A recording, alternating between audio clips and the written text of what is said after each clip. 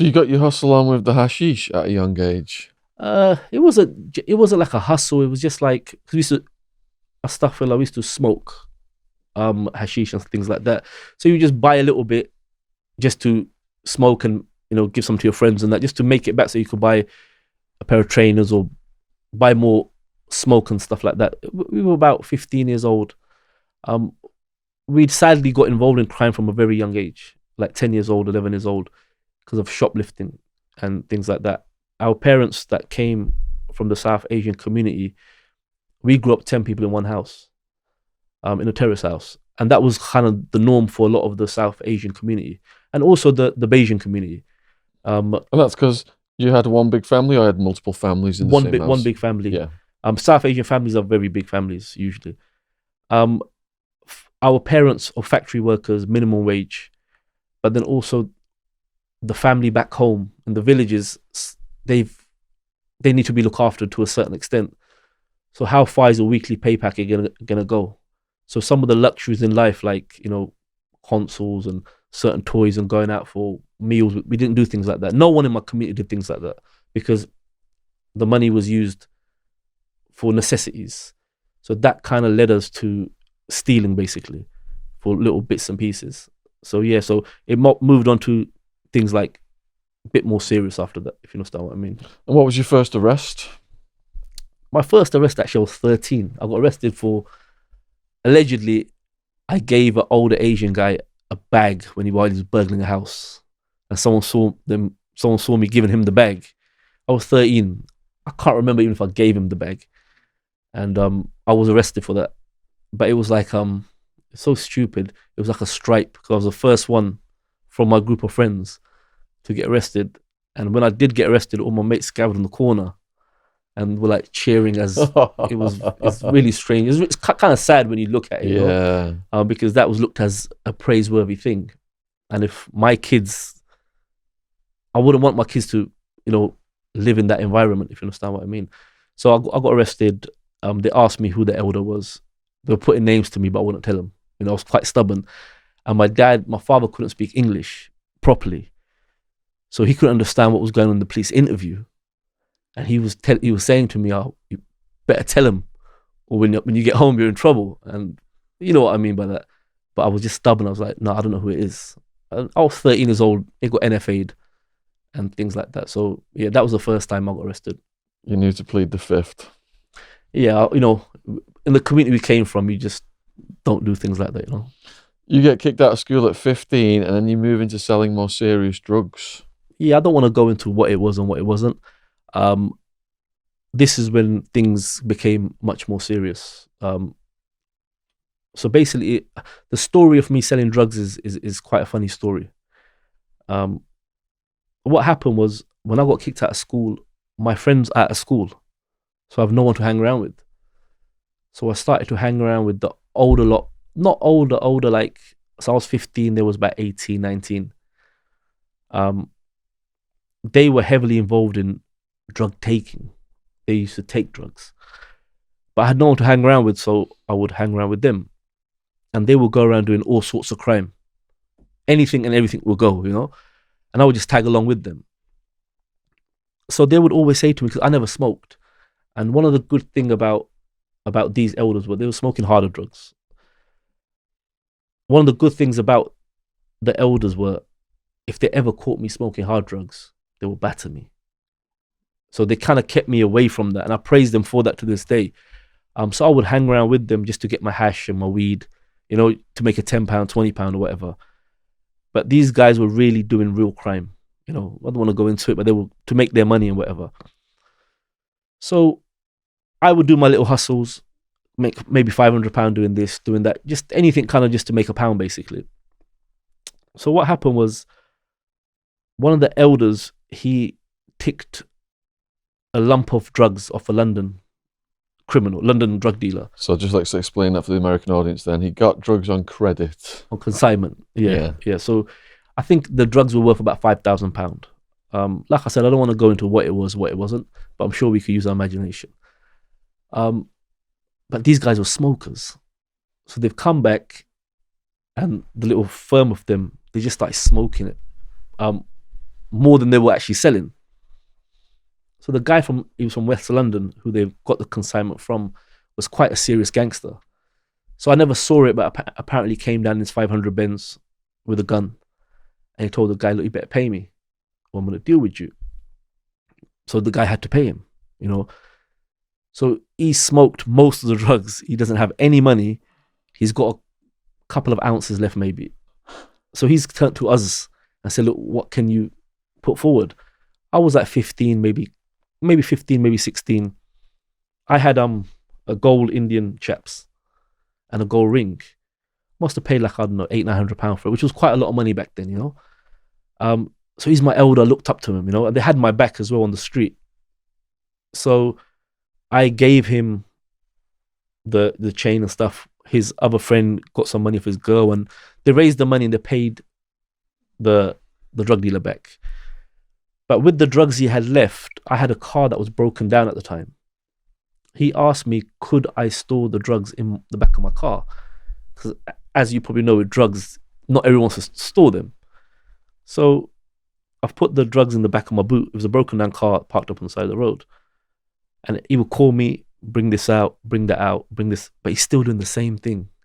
I'm sure he had every intention to pay me and the rest of his friends, but because of the life they were living, it was just reckless. So as the drugs is getting lower and lower and lower, I'm like, yo, I need my money back. Because that was a lot of money to me back then. So what I'd done, I took about what I know to be now about 10 grams off that drug and I put it to one side of the car. I said, if he doesn't pay me my money by the time that's finished, that little lump I've took out is rightfully mine. So obviously he didn't pay me. The line they had, what they were selling the drugs on, they call it lines here, if you know.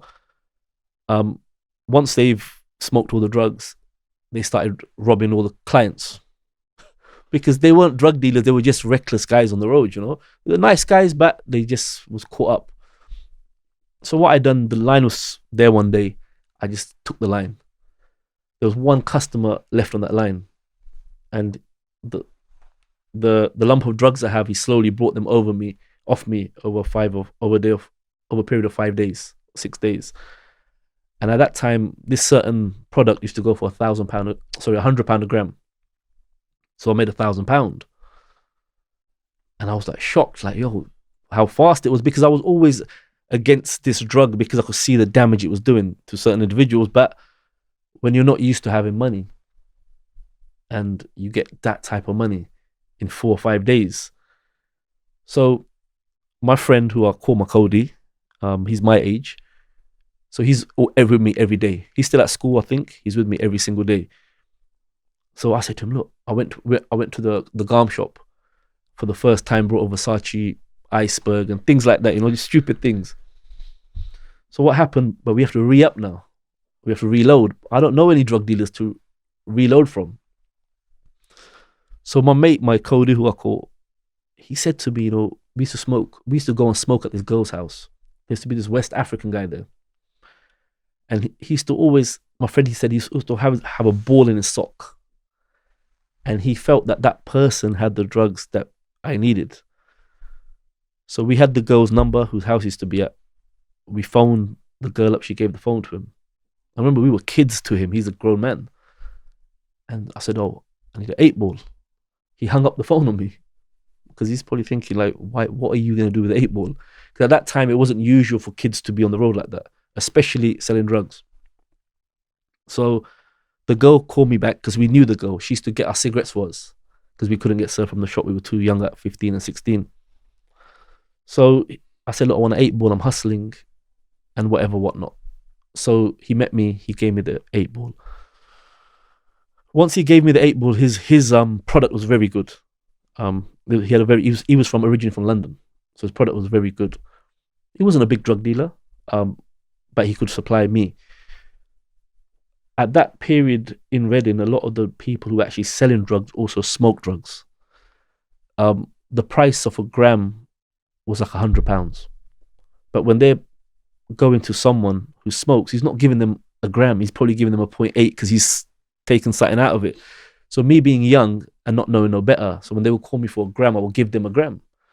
So my name start circling. Like reputation is ridiculous. But so what's happened now is I keep going back to this West African brother, and I'm buying the most of the drugs he has, and he's saying, "What are you doing with this? Are you like selling it in lumps, or you break?" I said, "I'm breaking it down." Nowadays on the streets, you have like £10 pieces. We never had that back then. You used to have half a teenth, which was a 0.8. You had a gram, which is a gram, and you had a teenth, which is 1.6. Now everything's broken down into like £10 and £2 and all types of craziness. So he was much older than me, and he saw the potential, I think. And one day he phoned me up and asked me to come around to his house. I went round to his house, and he said he wants a 50-50 partner with me. I was 16 years old. I would have drove to Bulgaria if you asked me to, because it doesn't really, I'm a kid. I've seen money for the first time in my life. Like whatever is fine. I said, okay, let's do this. So I had to wait on him for a few weeks. Then he calls me and he says, look, let's start. So I can't remember what it was, but of this certain product, I was about 16, 17 years old at this time. We brought half a kilo. And where we come from, like Reading, see, anything outside London is usually classed as country. That's what London's referred to, places like Reading country. So like a kilo in country is like 5 in London. And a kilo in the late 90s was a lot of weight. And for a 16, 17-year-old to have that type of weight was never seen before where we were from. So my friend, the West African brother, he came with a strategy. He said that instead of doing like £100 a gram, let's corner the market and let's do 0.9 for £50. So you're literally slashing the market. You understand what I mean? So it worked out you're making about £1,500 back, £1,400 back from an ounce. The ounce is costing us like 600, 580 or something like that. Because I think it was at that time we were paying like 20 grand a key. So once we did that, that changed a lot of things. Like the money that started coming in at a young age, didn't know what to do with it. So you just spending it, wasting it, clothes, anything really, just doesn't matter. So we started to make a lot of money. Then a lot of the neighborhood got involved. Friends, non-friends, people were kind of linked to us from the way the area became known as like a drug area. And because no one in the neighborhood really smoked, the best prices were in that neighborhood. And this continued for about a year and a half. And then I ended up in prison. But it was some driving charges. It wasn't something serious.